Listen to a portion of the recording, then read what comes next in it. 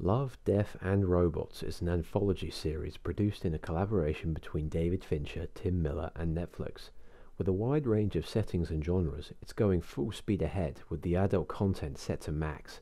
But how do the 18 episodes fare? Let's run through them one by one. Sunny's Edge. Gladiator Sunny hooks her mind up to a monster and dukes it out with a greedy businessman watching on. It's a good start to the series, offering monster battles and glossy lighting that really pulls you into the setting, even if the ending feels a bit rushed. 3.5 out of 5 stars, a fairly strong opener.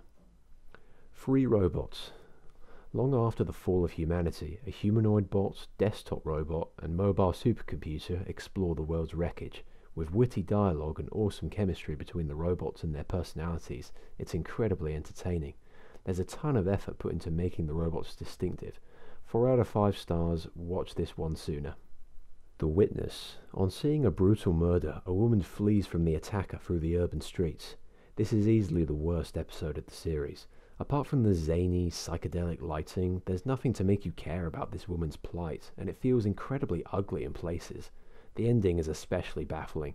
1 out of 5 stars, steer clear of this one. Suits. Farmers on a backwater planet fight off an alien swarm using giant mechs. What makes Suits work is the bonds between the characters, which create a believable sense of community. The mech fights are also very impressive throughout. 4 out of 5 stars, a solid effort all around. Sucker of Souls. An underground expedition runs into trouble when a burrowing monster attacks. The best thing about this episode is the rebellious personalities of the soldiers for hire, which bounce off each other well. But the story doesn't really go anywhere, the episode ending abruptly without much conclusiveness. 3 out of 5 stars, stick around for the characters. When the Yogurt Took Over. Scientists make a genetically sentient yogurt and ponder the results. The shortest episode of the bunch, and while the animation is unique and the narration intriguing, it doesn't go far beyond that. 2 out of 5 stars, it's middle of the road. Beyond the Aguila Rift. Thrown off course in their ship, a crew awakens in a remote space station that isn't all it seems. The animation on the humans is near photorealistic here, and the truth behind the space station, which I won't spoil, is incredibly disturbing. Its only blemish is the side characters being rather weak. 3.5 out of 5 stars, you'll be intrigued for sure. Good Hunting. As Japan is slowly industrialized by steampunk technology, 2 hunters from opposing backgrounds work together for vengeance. This one is superb, with beautiful animation, heartfelt bonds between the characters, and a peaceful music score. I was gripped from beginning to end. 5 out of 5 stars, this one is the best on offer. The Dump. Old man Dave clings onto his home in the rubbish tip when a government agent comes to remove him. There's a real rottenness to both the setting and character in this one, but not necessarily in a bad way. The characters may not be likeable, but they've still got personality to boot. 3 out of 5 stars, some may be repulsed by it. Shapeshifters. Literal dog soldiers assist the US in Afghanistan and battle their counterparts in the Taliban. There's some good chemistry between the characters in this one, as the werewolves are viewed as outcasts by their comrades. The bloody carnage that ensues is vicious and unrelenting. 3.5 out of 5 stars, it's pretty good. Helping Hand. Running out of both oxygen and options, a lone astronaut takes drastic measures to get back to the airlock. Comparisons to Alfonso Cuarón's Gravity are inevitable, but Helping Hand makes its mark with snappy dialogue and an extremely painful moment at the end, which I won't give away. 3.5 out of 5 stars, prepare to cringe. Fish Night. Stranded in the desert, a father and his son come across a dazzling display of times long past.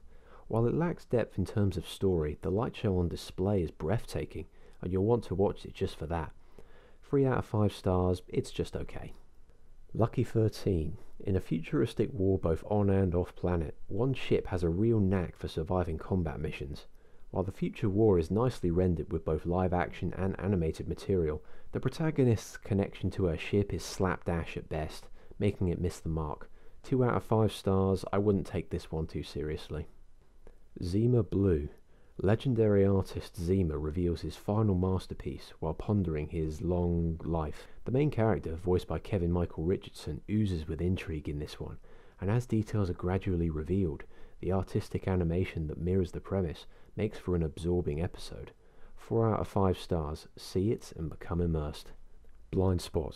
A band of renegade cyborgs rob a convoy filled with dangerous foes that look a lot like the Helghast from the Killzone series. This one is loud, action-packed and in your face. I had a blast watching the banter between the characters, and the fast-moving pace always keeps you hooked in. 4.5 out of 5. Great episode and close to being the best. Ice Age. A couple sees an entire civilization unfold inside their fridge. This live-action episode of the series sees Mary Elizabeth Winstead and Topher Grace drive the story. Solid actors, but they feel tacked on at best here. The animations for the fridge are brilliant, but it doesn't have much to offer beyond that. 2.5 out of 5 stars. The blend didn't work out too well. Alternate histories. How does Hitler get to die, and how does it shape history? Multiversity shows you the results. This episode is one big gimmick, and feels shallow as a result. You'll get quite a few laughs on the first viewing, but otherwise it has little to offer. 1.5 out of 5 stars. Watch it once, forget it immediately afterwards. The Secret War. A platoon of Red Army soldiers battles hellish creatures in the Siberian forests. The animation in this one is amazing, getting across all the detail on the soldiers' faces and setting the men apart from each other. Add to that some bloody battle scenes and you've got a thrilling episode. 4.5 out of 5 stars, a brilliant way to close the series. So there you have it, every episode of Love, Death and Robots reviewed. How does the series hold up? Quite well for the most part. The animation is brilliant for every entry, and the level of variety is something you rarely find in a series. I'll give it 4 out of 5 stars overall. It's only held back by the 5 dud episodes that rank below the others. Thanks for watching.